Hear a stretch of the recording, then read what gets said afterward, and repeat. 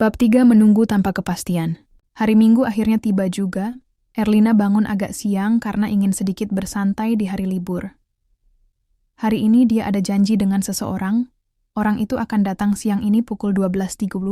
Erlina bersiap-siap menunggu kedatangannya. Jika diingat-ingat waktu itu lumayan mengagetkan juga ya. Bisa menerima telepon dari seseorang yang tidak pernah aku sangka-sangka. Gumam Erlina tersenyum sendiri mengingat telepon waktu hari Senin yang lalu. Jadi nggak sabar buat ketemu. Aku siap-siap dulu deh. Semangat Erlina menggebu hari ini. Flashback. Halo, ini siapa ya? Jawab Erlina. Halo, apakah ini benar no Erlina? Terdengar seorang lelaki yang berbicara. Iya, ini benar dengan Erlina. Tapi ini siapa ya? Jawab Erlina lagi. Ini aku Erwinto. Kalau kamu nggak sibuk, hari Minggu nanti aku mau ke tempatmu. Ada yang ingin aku bicarakan. Apa kamu ada waktu luang? Oh kan Erwin, boleh Kak kesini aja hari Minggu ini? Aku nggak ada kegiatan apa kok, alias free. Jawab Erlina sangat senang. Oke Lin, minggu ini aku kesana ya. Sampai jumpa. Erwinto mengakhiri panggilan. Erlina terjatuh dalam lamunan. Hobinya adalah melamun. Gadis lugu itu mengharapkan sesuatu yang menyenangkan akan terjadi di hidupnya. Dia sangat mencintai Erwinto sejak pertemuan mereka pertama kali. Waktu itu Erlina masih berumur 6 tahun. Jarak umur Erlin dan Erwinto terpaut 6 tahun. Saat itu Erwinto baru kelas 6 SD sedangkan Erlina kelas 1 SD. Erlina dan Erwinto tidak pernah bertengkar sama sekali. Mereka sangatlah akrab dan adung sedari kecil. Sejak pertemuan itu, setahun sekali keluarga Erwin datang berkunjung. Sembari berlibur di sana, mereka biasanya menginap 3 wana 10 hari, tergantung waktu luang mereka. Dan biasanya mereka berlibur di setiap akhir tahun, sekedar untuk merayakan tahun baru bersama, dan mengisi waktu liburan Erwinto. Waktu sudah menunjukkan pukul 12.30, Erwinto tak kunjung datang. Erlina sudah sangat gelisah menunggu kedatangannya. Baru kayak gini serasa menunggu pacar buat pergi kencan. Erlina tersipu malu. Hanya dengan memikirkannya saja, jantungku udah berdetak nggak karuan gini. Sudah jam 3 sore, masih belum terlihat tanda-tanda kedatangan Erwinto. Erlina sudah sedari tadi berusaha menghubunginya. Namun ponsel Erwinto tidak aktif terus. Erlina kemudian menonton televisi yang ada di kamarnya, sembari terus menghubungi no telepon Erwinto. Akhirnya, waktu sudah menunjukkan jam 8 sore, Erlina tertidur di kamarnya. Bukannya dia yang menonton televisi, malah dia yang ditonton televisi. Erwinto menunggu Erlina yang masih tertidur pulas. Di kamar itu Erwinto terlihat mengobrol dengan ayah Eka. Sudah dari jam 12.30 dia menunggumu. Sampai-sampai ketiduran kayak gini. Jelas ayah pada Erwinto yang baru datang. Maaf pak, tadi ban mobilnya bocor. Saya menunggu lama di jalanan, tapi tak kunjung ada yang lewat. Mana ponselnya juga nggak ada sinyal, jadi nggak bisa ngasih kabar. Erwinto menggaruk kepalanya yang tidak gatal. Pantesan banget molor lama. Hahaha ya sudah kalau gitu. Bapak tinggal dulu ya. Kalau mau na Erwinto bisa tunggu di kamar ini. Pinta ayah pada Erwinto. Ya pak. Saya tunggu di sini saja kalau gitu. Erwinto duduk di sebelah tempat tidur Erlina, sembari dia membaca buku novel yang ada di sebelah kanan tempat tidur di dekat lampu tidur. Ternyata ini hobi Erlina, baca novel di sela-sela waktu luangnya, tapi dia juga tidak lupa belajar. Sampai-sampai buku pelajaran pun ditaruh di dekat tempat tidur, bukannya ditaruh di meja belajar. Cek.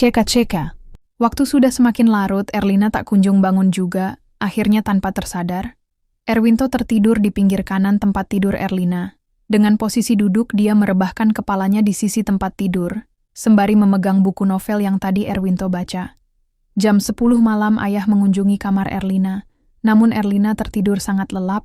Maunya ayah mengajak Erwin untuk tidur di ruang tamu, namun karena melihat Erwinto sudah tertidur di kursi, ayah hanya menyelimutinya saja.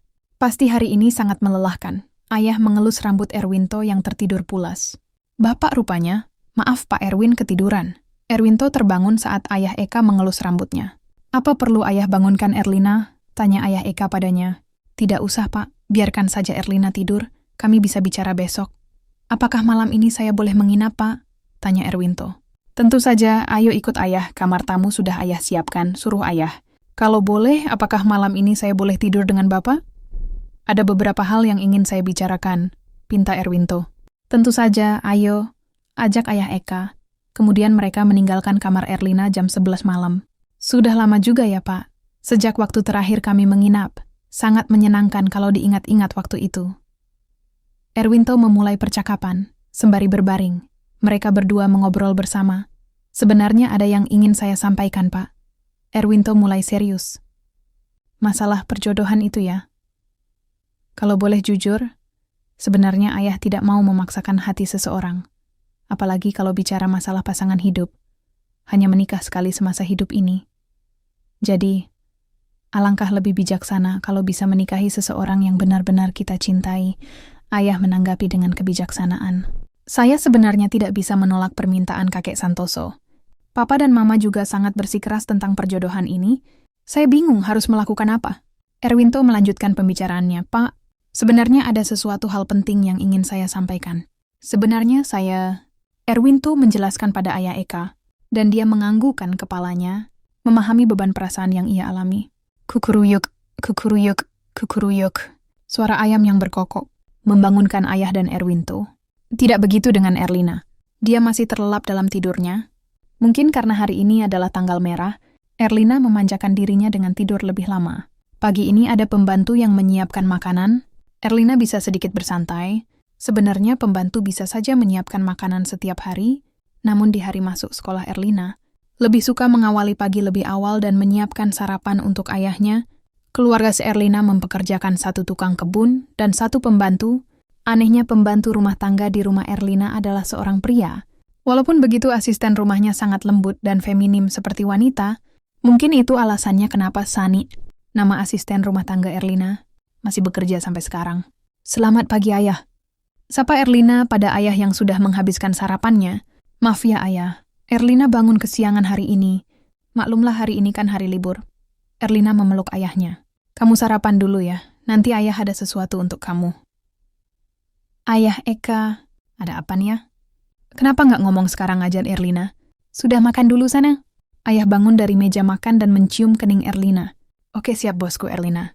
Kenapa dari kemarin gini terusnya? Disuruh menunggu tanpa kepastian. Sudahlah kalau dipikirkan terus nanti malah bingung sendiri. Erlina menikmati sarapannya pagi ini. Bersambung. Ringkasan.